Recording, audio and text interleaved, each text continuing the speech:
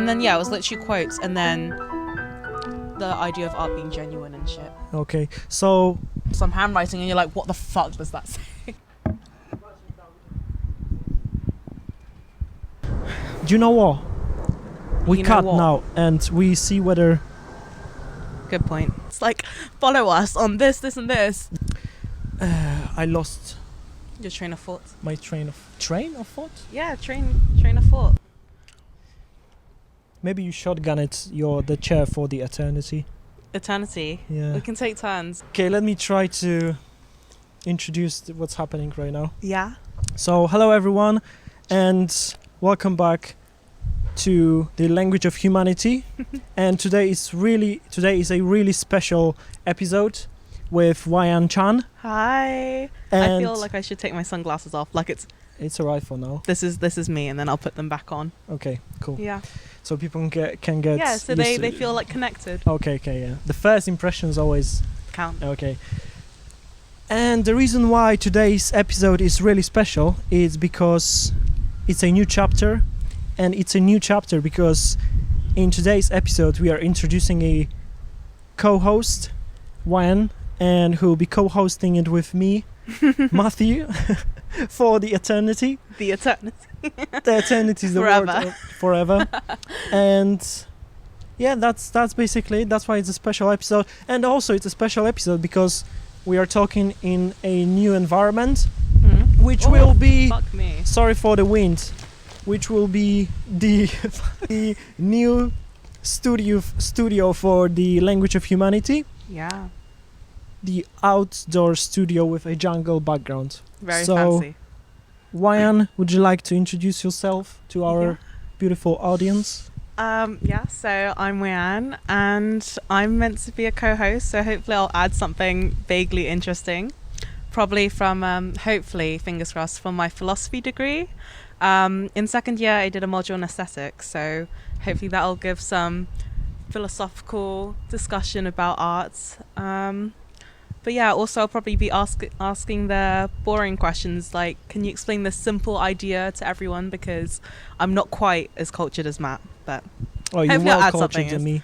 no. Definitely in terms of the certain aspect of British culture, you're Okay. well cultured, much more cultured than me. I'm a proper British citizen. Yes, you're proper British citizen, and Mhm. I'm only half British citizen. But you're So- getting there. Yeah. You're scaring wasps away by saying fuck off. So yes, so that's really yeah, you're important. getting there. Stepping stone on my journey. You're following the British memes page. Oh yes, British meme. So, and also what's important in this episode is that It is the European Day of Languages, I think. yes, it's a European Day of Languages, and while we were talking about what we can talk about on this podcast, we found out that actually today, I mean, this podcast was scheduled first of all to be much later. It was like we wanted to record it in next month or so, but then I found out it is actually today is the European Day of Languages, and it so nicely matches with the name, Yeah. the Language of Humanity. Very exciting. So yeah, You thought, fuck it. Do it now. you do it now. Yeah, do Just it gonna now. put my So Maltesers somewhere. it's always the best when you do something spontaneously. That's the Like most, getting these chairs. like getting these chairs. Yeah. Oh, we should introduce you to the chairs To because the chairs. because I don't know if I should move out so you can see them. those throne chairs are the most incredible pieces of the scenery right after ourselves. Ourselves, yeah. Yeah, We are the pieces- main pieces of art, and then Yes, secondary yes. chairs. And thirdly, the jungle, which, by the way, I don't know if you can see me, but yeah. will at some point become an art gallery, niche Yes. and fringe art gallery, which Bohemian, you were saying too. Bohemian, yeah. Also, there's so many ways you can call this gallery. The actual name of it will be Salon Exit, and this is because it's outdoor and it's outside, so we're exiting from. It's just logic, you know. Very smart. Very Fancy, logic. fancy. And also, I think what's different about this podcast is that it will become from now on a little bit even more conversational. Yeah, that would be nice, I think. Yeah. So this episode is a little bit experimental. Going with the flow, just seeing what happens. Hopefully something good. Yes. But yeah, you might experience occasionally some barkings from Cookie, who is our neighbor's dogs. Very cute. And she's really cute, but she sometimes requires a little bit more attention than, I don't know, she gets or whatever. I think I understand that. I relate. Yes. But yeah, I'll just add some character, hopefully. Yes. But like a chairs, like everything. Like my sunglasses, which I will need to put on now because everything's a bit too bright for me at the moment. So I'll just pop those on. Cool. Okay, we introduced everything. Yeah. From the beginning. And the chairs, you're acquainted with the chairs situation. Is there even a word? Acquainted? Yeah, I'm not sure. I don't know if it works the best in that sentence, but I get what you mean, yeah. Okay. Oh, yeah, we were talking a bit about spontaneity and then how brilliant it is that you literally messaged me last night, like, I found these amazing chairs. What do you think? And I was like, I love them. They're the best. Yes. And I don't know if, like, anyone's watched it, but I absolutely adore Taskmaster. And I think just having something so grand like these chairs just elevates it. And it's just fun. So, upon the introducement of our new speaker, Wayan, we would like to delve into some of the thoughts we have for this episode. Well, I did mention briefly just a little bit of linguistic relativity. Yes. Just because we were talking about it's the European Day of Languages. And I remember my personal statement when I was trying to apply for philosophy, and my tutor just mentioned like the Sapir-Whorf hypothesis. I basically just know the name, and I know it's a theory of relativity and linguistics, and you can have a really strong view about it. I think it's the idea that, so say if someone had a piece of writing and you want to translate it so other people can understand, but how much of the information are you losing from the translation? And I think obviously the strong version would be that it's completely different. You can't understand the theory. It's a different theory. And then a weaker version is probably just like you're missing out little nuances, probably in the same way that when you translate little things, it's hard to understand jokes or like the context. And really important point of the premise of this podcast is that we're talking about the language of humanity, not some small fraction of people who would be able to understand some like really fancy theory. I think, in my opinion, even the fanciest of the theories can be understood by anyone, but just the aspect of understanding in a art like construct from art perspective, it's always personal. And then I think we talked about Mr. Bean. Yeah, gotta love Mr. Bean. And I said that it's obviously a form of art, and although he's not speaking, it's not doing anything, for example, in the place I come from, in Poland, people have really strong connection to Mr. Bean. We have our own name for him, and we feel like, in the past, I don't know how What's it is the name right again? now, Yash Fasola, which means Yash is like a name, like John, like what's the name of John or something like this, like this name, and Bean. It's like made up name, and it shows how people can integrate and how people can relate to different art concepts, even though they might have nothing to do with the culture it comes from. Exactly. Yeah. So I think that obviously links to the title, because I was telling my friend about the podcast and the name Language of Humanity, and then he said, well, isn't every language a language of humanity? And I guess in that sense he meant, if something's a language and you're talking about humanity as like in a way belonging to humans, then language belongs to humans. But the idea of language of humanity as like art being that is the sense that anyone can look at art and understand it in their own way and have an interpretation, or even just have a very similar interpretation, like, Mr. Bean.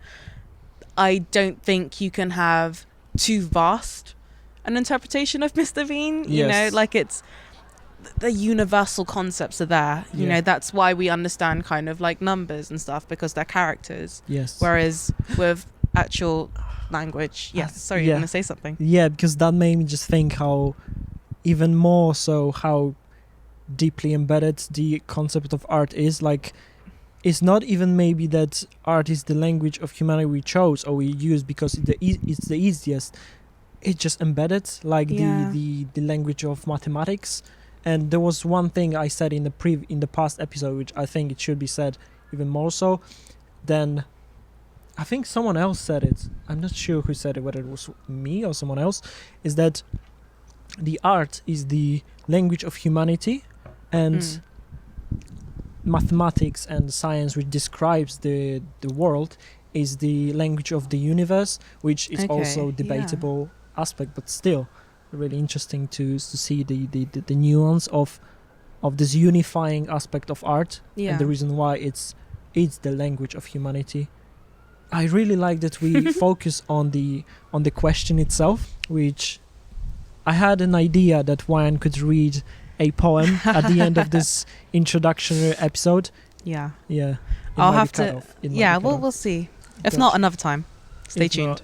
Stay tuned. And what I was saying I will sounds a little bit overconfident, but our audience is the entire humanity, 7.5 billion. Now it's 7.6 billion, isn't it? 6 or 7. Because the art is the language of humanity. Okay, we can scrap this. Well, I was... Just because we were talking about the universality of art, I thought... Because we did briefly talk about relativity, but I think it's just such a nice tie to look at contrast, because we're talking about why art can be considered a language of humanity, because it's universal. But at the same sense, whenever you talk about the arts, criticisms and stuff like that, you're always going to talk about relativity. And even though like Sapir-Whorf has this fancy name, relativity comes up in most conversations about most things. And well, at least in philosophy, I remember in my A-level textbook, they made a joke about the new philosophy student thinking they've made a really good point, but by saying like, oh, but it's all relative. But it's the most basic point you can make in any argument. Which is, I think sometimes it's hard to balance, because you don't want to be that annoying kind of devil's advocate being like, oh, but it depends. You have to use, I feel like relativity is so important, but you have to be serious when you're mentioning it, I guess. But it really opens up a lot. Conscience about to what degree relativity you're talking about. And we forgot to add the endeavours of Wayan. My artistic endeavours, Your artistic endeavours, I guess I don't have any like proper qualifications in kind of art or creative things, but I think when I was younger, I always used to do like little drawings, I think like most kids do. And I always used to love doing like projects at school. And I think when I was younger, my my influences were, I don't know if people watch like Charlie and Lola, but the lady who created Charlie and Lola, I loved her style of drawing. I just thought it was so fun. So I used to copy styles a lot, and I always wanted to be able to draw characters. But yeah, I never quite got it. And then I just used to doodle a lot in class. And then I got to GCSEs and didn't have time to be doodling because I need to be working. And I just stopped doing art for like a really long time. And I kind of convinced myself that 1, I wasn't very good at it. And 2, like I didn't have time. And 3, I can't draw unless someone sits me down in the class and says, you need to produce this. And then I think I got to university and I was just inspired by loads of people. And I just thought like, fuck it. I'll just try and get back into it and not expect so much from myself. And I think that was a separate lesson on itself, to just kind of go with the flow and just see what happens. And I joined follow Wayan's social medias. They'll be over here floating. I mean, just glued, not float. I don't know how to make them floating. Maybe I could know. We'll see. So we just recently started, and you kind of kickstarted really. Yeah, I kind of just went into it. Yeah. Basically, I am third year of uni. Never too late to join a society. I think it must have been January, February. I was like, do you know what? I'm just going to try Art Society again, because I tried in first year and it didn't feel right, but obviously it changes hands a lot. So it's always good to like pop in again.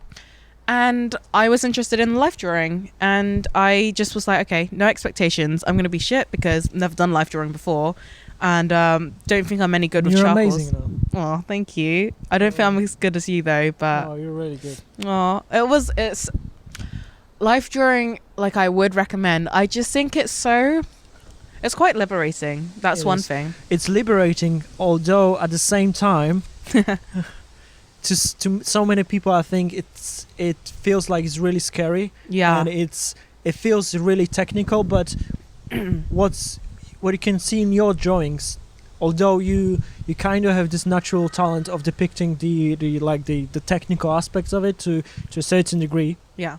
Because yeah.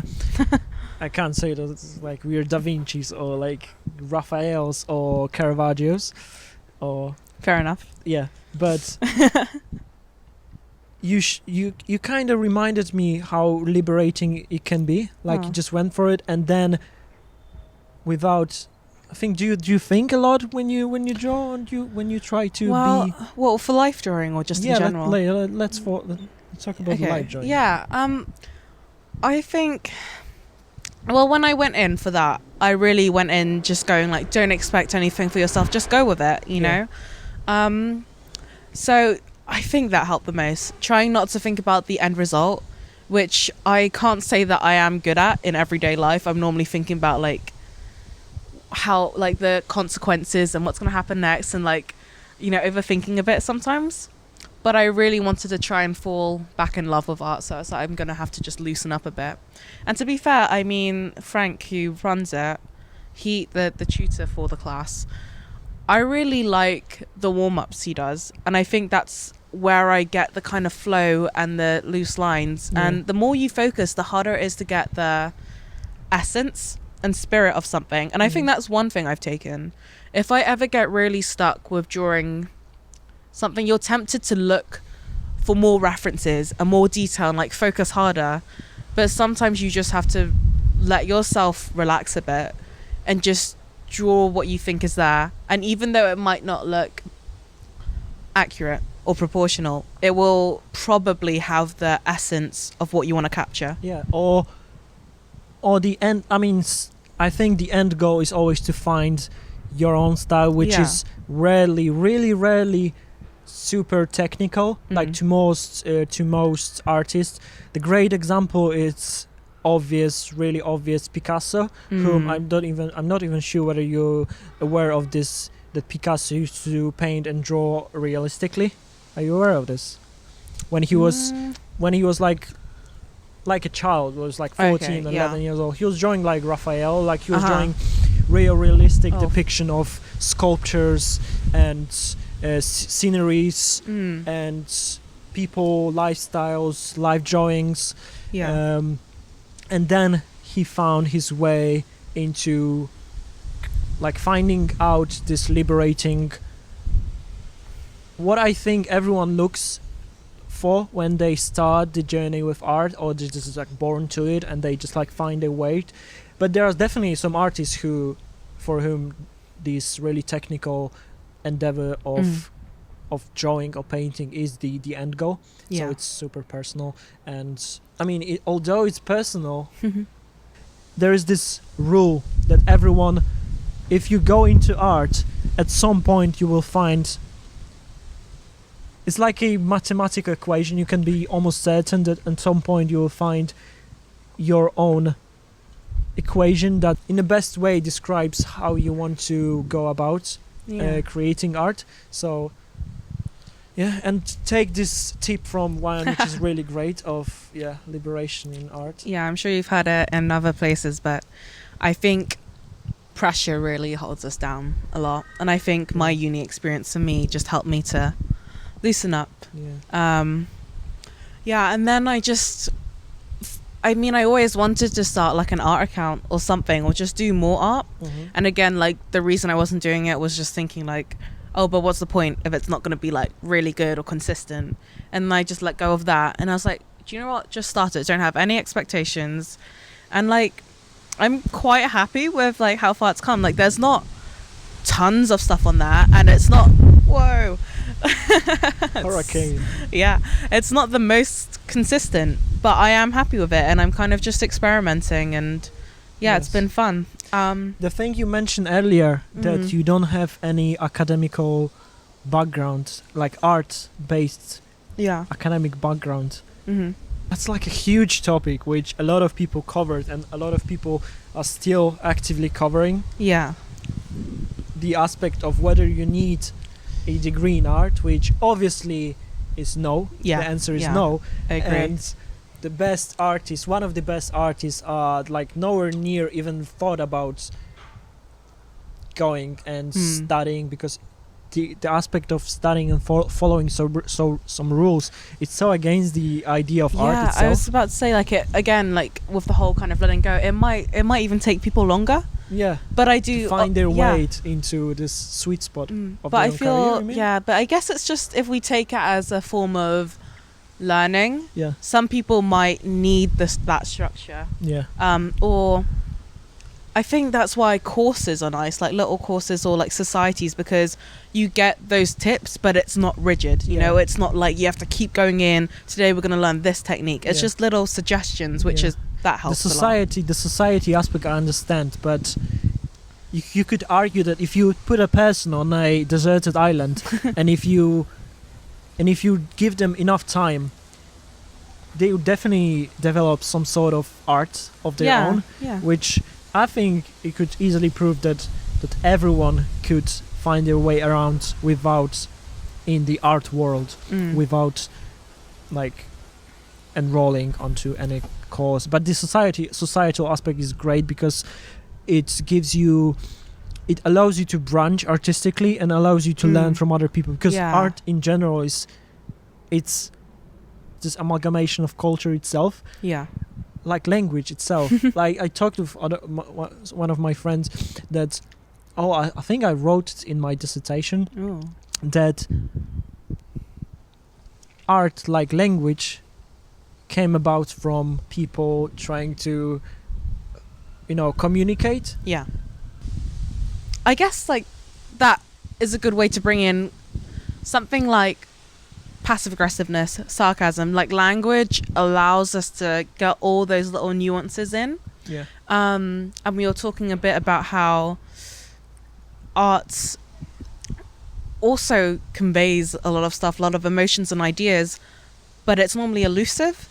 And less direct.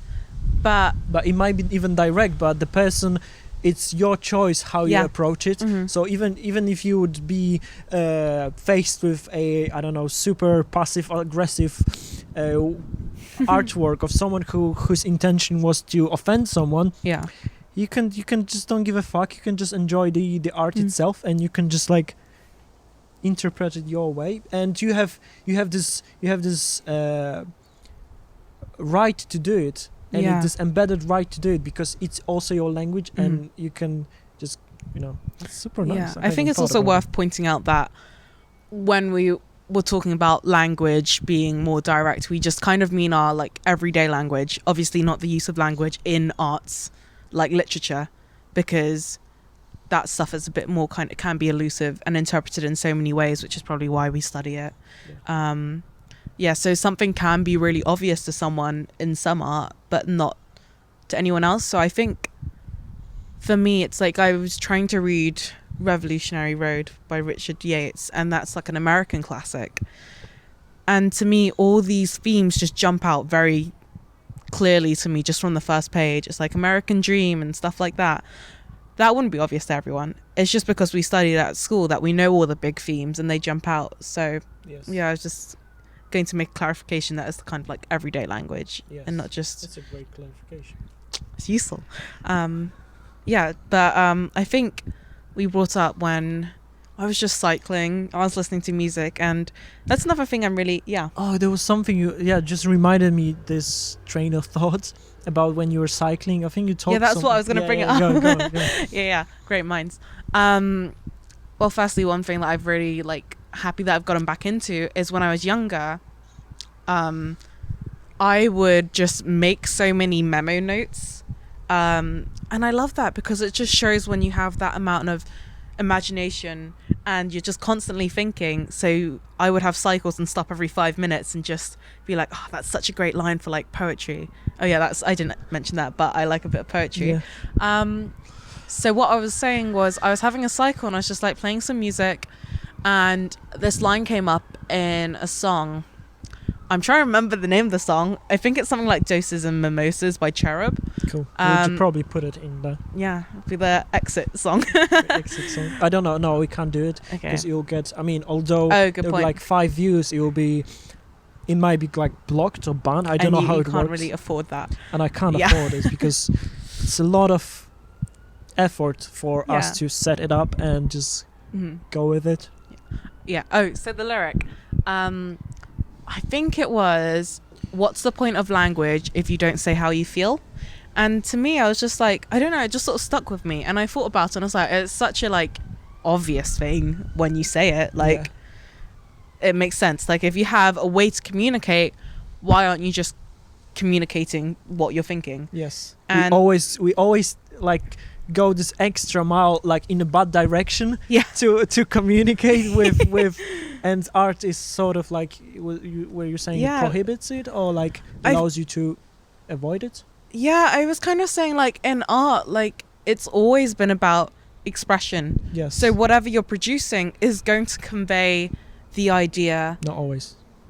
Okay, like produce an idea. Yes. Not necessarily the one you intend. Yes. And that's always a whole other discussion of intention interpretation and who owns the narrative of the art. And like also sorry. Of course. And also what I refer to is that expression, it wasn't always the aim of art. Like for a long time, like I think it changed when let's say we talk about like Victorian era or like even before Renaissance. That changed a little bit, but even before, art was always more considered as a tool in a classical period. Kind of like almost like to capture something, like almost factual, like documentation and just reporting the reality. Art was just really utilized.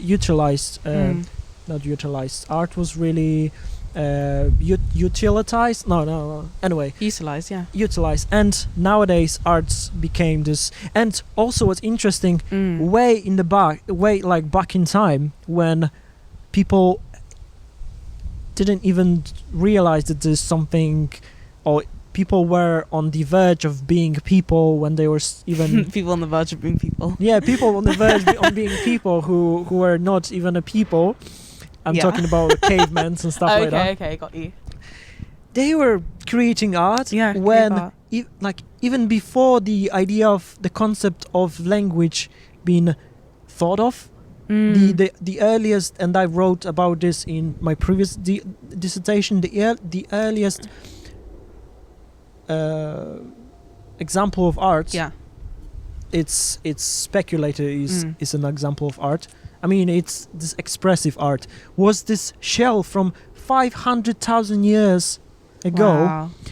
This Homo erectus just scribbled with a stone like a zigzag pattern on it. And just left it. Yeah. And it was just recently found. Like maybe a few years ago. But it reminded me about this expressive aspect of art. Like, it's so embedded in this. Like, it just we need it. It was like before the language itself. But I think it's such an interesting debate because, kind of the idea of saying like people were producing art before they realized it. And then it's, again, this kind of idea of like, so was it art when they made it? Or was it just our idea of like, that's art? And I think like, we see the kind of evolution from practical. Yeah. Oh, it's a language. Art is not art. Art is a language. Art is not art. I shouldn't be, That's such a great point, Ryan. That's such a great point. I think we called it art. Yeah. Not them. I think, even from little things like maps. What's it called? Topography. Yeah. So people like maps made practical. That's the first thing, right? Yeah. But then there's the whole art of topography, and like people love these grand maps and stuff. And it's the idea of like probably the more detailed they made them, or the way they illustrated them was like very practical. But when did that become art? Or did they also just kind of think this is also art but also practical? But I think now, like when you see it in museums, at least a lot of people, maybe not massively focused on topography, are just like, that looks amazing, that's very like aesthetically pleasing to me. And there's something about maps, they're quite nice, you know. They're very often maps and other pieces of art which share this really meticulous approach to creating at least stuff, like let's say in the Japanese culture, where people are kind of obsessed with the with being precise and being the best at what they do. And this is why I was always just was a good word, inspired nice. No, inspired, drawn. just like just incredibly admiring. No, it's like just not amazed. I was always fixated. No. Like I was always just kind of like drawn in, like attracted to. Not attracted. Okay. Like I don't know. I'm gonna put my foot in your chair. Yeah, the good aspect of these chairs that we got them for free. We can just we can be really. We don't have to be worried about them. Just chairs. At the same time, they have so much aesthetic value in them. Anyway, I was always so. Let's go with amazed. It's a new section of the podcast. Yeah, was that a drop of rain? That's the aspect. That's another aspect of art of speaking. It needs to feel like it's a good. Yeah. Like, oh no, let's just don't. Yeah, digress. your point. My point was that I was always amazed how people can be drawn to how they perform something, and it's a great example in terms of like topography, for example. People enjoy topography. People can enjoy basically anything and give it the status of art. Well, we were talking about like when does something kind of become art, and I thought about this before as well, as like when something is an art form, you know, and I was thinking like I think it must be something to do with the skill that it takes. So that seems like a point of recognition. Like if only one person's doing it and no one really knows about it, then is it like, how is it an art form? You could say they're creating something, but would you say it's an art form of, I mean, it's hard for me to think of something right on the spot now. Of pebbles picking. Yeah, or like straw sculptures. That's the first thing I could think of. Or the huge sculptures of America. Do you know there's like a trail of and like enormous sculptures in America across, like if you travel through America, there are some like on ranches and some other places, those sculptures made out of like haystacks or like not haystacks, maybe some old cars and like weird shit. Really nice channel on YouTube that depicts the idea of art being the previous idea was when we talked about the topography and this feeling that it's something admirable. And the point of like from practical to art and stuff. It's the 5-minute stories. Oh, I do love those. They're so captivating, and you feel like you're experiencing when you see the passion of people doing something. It's like it couldn't be more artistically deeper than this. The video is art itself, just because of how much of the essence and the emotion that they can get in the 5 minutes, right? Yes. But it's really crazy. I mean, another thing I just saw on Instagram, and like forgive me if I don't know much about it, was it was just a really little post about cornrows. You've been forgiven. Oh, thank you. I was like, is there something on my face? Just the idea of like cornrows being used, and you know, cornrows are like a protective hairstyle. You didn't know? What is cornrows? No, it's like a protective hairstyle for kind of like curly hair. Oh. Yeah. You know the like kind of braids that are really close to your scalp? Yeah. Apparently sometimes slaves used their cornrows to map out escapes from plantations and stuff like that. That's crazy. And I think that's so culturally rich. To memorize it? Yeah, I mean, that's the thing. It's kind of like because cornrows are like the way you braid them in, you Yeah. can create different patterns and you could technically map out something. That's crazy. But again, forgive me because I literally just saw a post and it just came up in my head. It reminds me of this. It's I don't know if it's on the permanent Tate's exhibition or something, but I saw it in Tate's. There was this shoes designed by this designer who it wasn't so useful, to be honest. It was, I think, written on the description of it, and there was like shoes that were containing the maps of the crossing the border from the how it's called Mexico, from the Mexico to the United States, and they were given to the immigrants. That reminded me of it. That's crazy. It's again a really interesting mix of like culture and art and practical nature of things. Yes. And again, like a sense of innovation.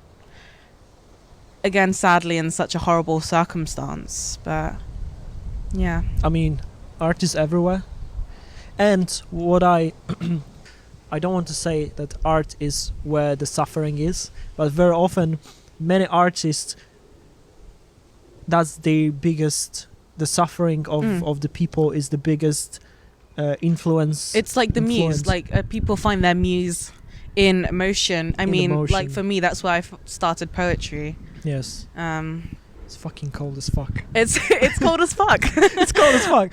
And if you like it, maybe we'll afford a heater here. Imagine that would be crazy. But I do love this. Like the setup looks really nice. Yeah, like what you guys are seeing. What you guys are seeing, we can't see it, unfortunately. We can't see it. We stuck here for the eternity. So back. All right, man. The reason why I wanted to tackle the quotes that Wayan prepared is it because, especially the quotes by Woody Allen, all the other quotes are really understandable, and I think that's my personal opinion. Quotes should be stimulating and should make you think. But this one annoys me. Well, but it's stimulating and makes you think because it annoys you. Yes, that's true. But I don't know exactly. I'm not 100% sure why it annoys me. Maybe it's because I didn't know from what how to approach the process of understanding it. I thought it was a cut. And the quote goes, "Life doesn't imitate art; it imitates bad television." And could you? Okay. Well, basically, I grabbed that one because, again, I was seeing all these quotes and I thought, like, okay, I understand what they mean and all that, and some of them are a bit cliche, type you get on like gift sets and stuff. Yeah. Like the Picasso's one. Yeah, but then this one, I wasn't quite sure what he meant, and I didn't want to think about it too much because I wanted to discuss it. And I guess when I was trying to explain it to you, I kind of thought maybe he was kind of disenchanted by the turn art had taken. What was it again? I thought completely the opposite. I know. I thought it was like life doesn't imitate art.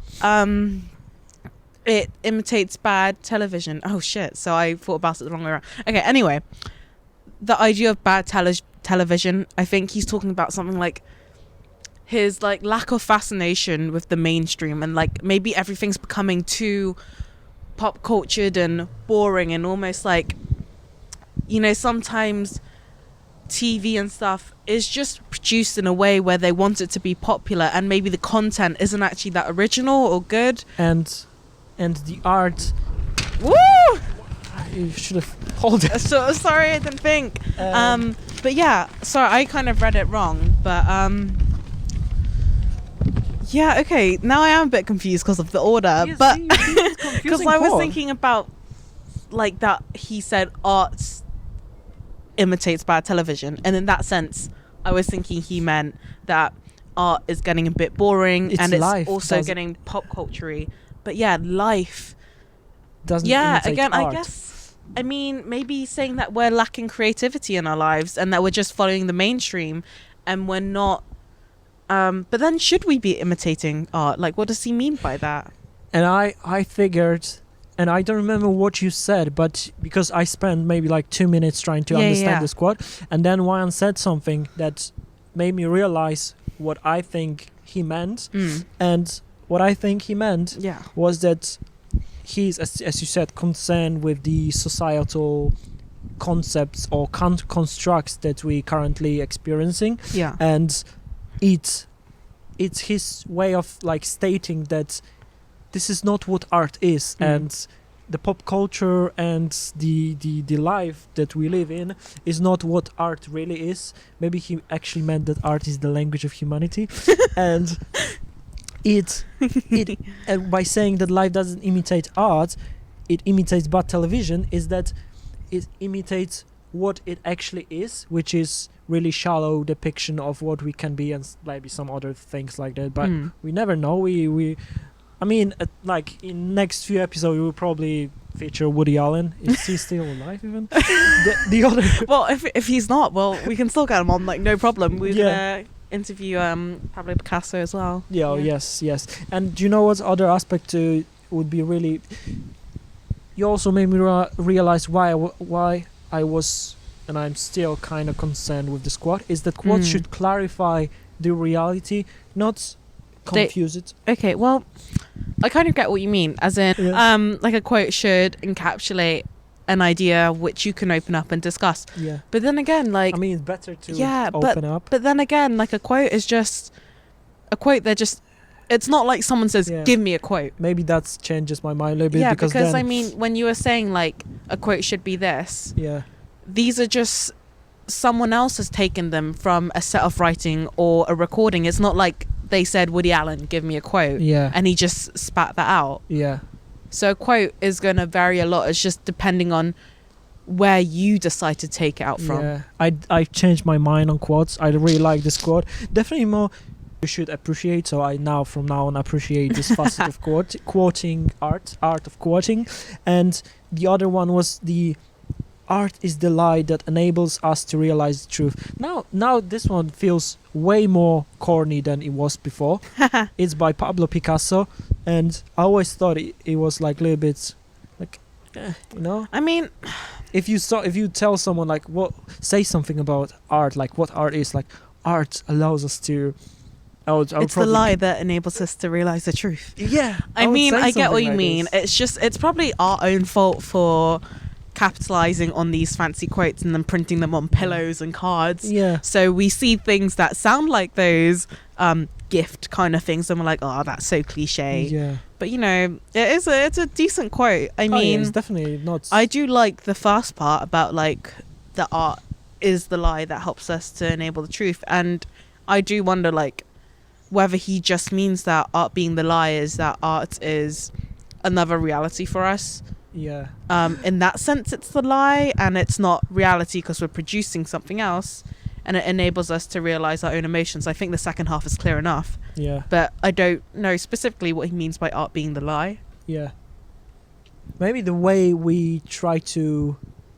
Oh, that's different perspective. Like we were talking before, that art allows us to go around this pitfall of language, which we always like often find ourselves to just overcomplicate to hide our intentions of, and we just like talk shit on like or really or like ingenuine or disgenuine or ingenuine. No, this. So not genuine. Not genuine. We become not genuine. What's that, guys? Disingenuine? Not genuine. Just not genuine. Just not genuine. And he approaches from different perspective. He approaches that art is, but at the same time, like art might be a lie to him. Like for us, we said that language might be to some degree a lie in some situations. I was also thinking of like,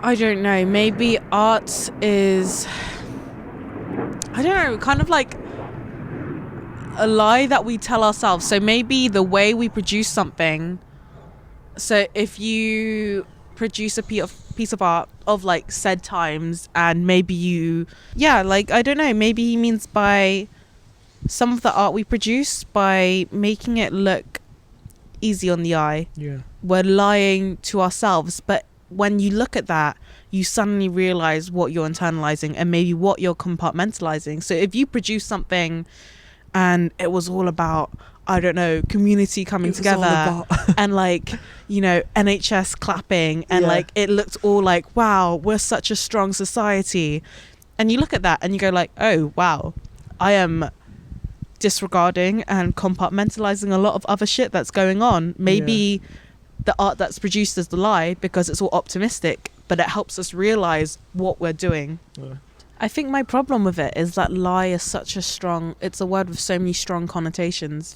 That as much as I think the best and easiest way would probably just be like, art being the lie is just because it's a representation and it's not reality.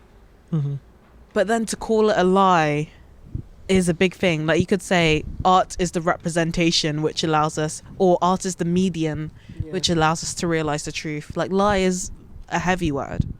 It is.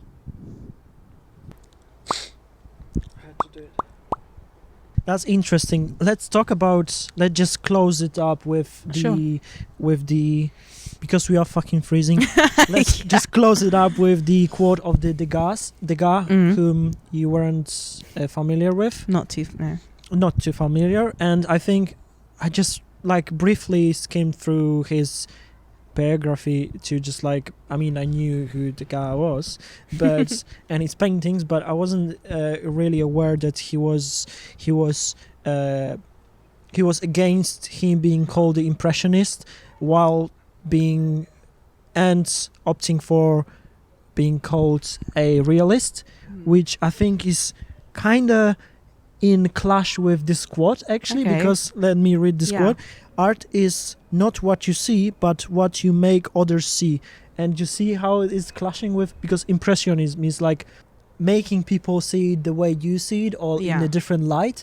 And while wanting to be called a realist, where you try to, I mean, realism was also a radically different in depicting reality from the past, like like the reality was shown. So it also sort of works, but I think it's quite interesting quote in terms of his biography. So, like, briefly, what do you think about this quote? You just read it again for me. Art is not what you see, but what you make others see. Not in terms of maybe his artworks, because because I don't. to be honest, I was just like, I was just washing over. He was painting those like ballerinas and people in situational scenes in this impressionistic style, I would say, because they weren't totally realistic.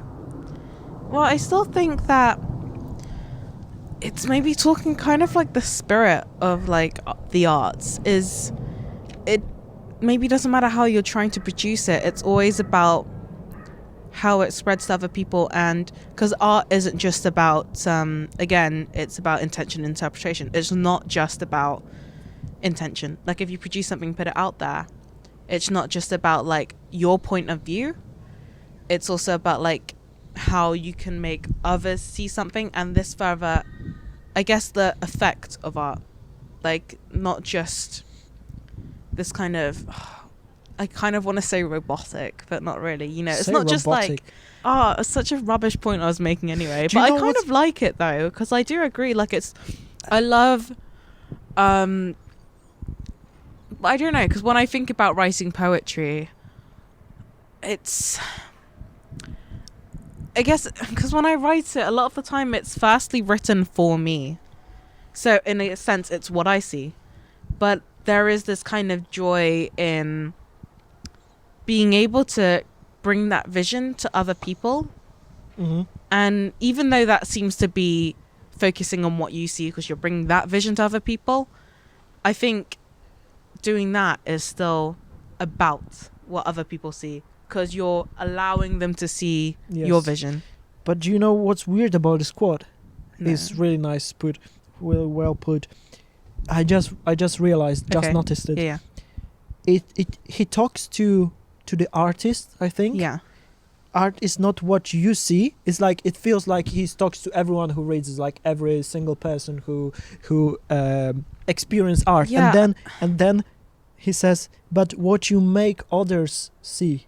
Yeah, I think I was Do you know? I wanted to try and bring that up, but I was Yeah. like, I didn't know how to say it, but it almost felt like I don't know. there's something to whom. comforting Yeah, to it. But I think that's why I was trying to talk about the spirit of art, because there's a charm about the quote. And I kind of feel like he's saying, like, To whom, don't fixate too much on this. Just try and to think whom about you the think, effect it can make. to whom you think he's Oh, shit, I directing. pressed this. I don't know No, what that's that does. fine. To whom you think he's directing this quote? Art is not what you see. Like when you imagine this, art is not what you see when you, let's in a gallery, Mm. but what you make others see. I can't like with this first quote. I don't know what he meant. Like, art Oh, is it's not what about you see. It's like, hey, guy in the gallery standing next to this painting. Art is not what you see, and then he talks to him. Yeah. He still talks to him, but what you make others see while this person is not creating art. Or it Mm. may be that. But if you talk to someone who creates art, why would you say art is not what you see if it doesn't relate to? But Let's go full circle. Let's go back to relativity. So maybe Relativity. he's saying, like, don't get so stuck in your own head in being rigid and thinking it's just about this idea of, like, oh my god, I have to make sure that I convey what I'm seeing and this idea in my head perfectly on the page. Like, maybe he's saying, like, let go a little bit. Like, it's about just what you're able to create in the end. Like, not so you as think it's directed towards the creator? yeah, I think so. And I think he's saying kind of just like, don't get so stuck in your own view. Mm-hmm. Like, think about the potential effect it can have on people. Think about maybe what message or emotion you want to convey. Mm-hmm. And that it can be relative and that there are different views on it, but don't get so stuck on your Then own it can be view. relative. Then it Yeah. can be really relative. And then, because maybe you'll show you, and why I was a little bit confused with it is because, Yeah. like, for example, the Picasso's one, art is the light that enables us to realize the truth. It's clearly really broad aspect. It's like it's statement. It's a statement. Yeah. And this one is, it's like it's direct. I'm not sure to whom he's speaking. Yeah. Like, art is not what you see, but what you make others see. Then is my mind's like, what the Very fuck? ominous. Who the no, it's not even ominous. It's like, Who the fuck are you talking to? who the fuck are you talking to? The artist. To the artist. Do you think quotes should have titles?